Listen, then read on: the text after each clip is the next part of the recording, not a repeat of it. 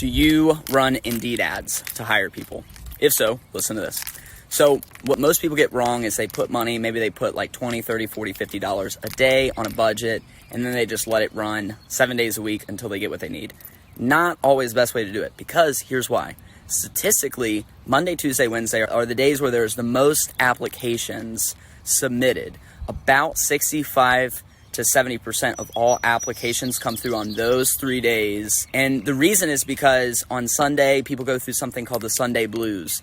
4, 5, 6 p.m., they realize they have to go back to work. They don't like where they're at. They don't like their coworkers. They don't like their management, right? And so on Monday morning, they go back to work.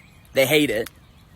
And so on Monday is the most amount of applications. And then Tuesday is right there about the same. And then Wednesday, it drops off a little bit, but it's still really high. So you should preload and overhaul your ad budget for recruiting on Monday, Tuesdays, and Wednesdays. If you want to get greater results and make your dollar go further, that's what I would do on Indeed.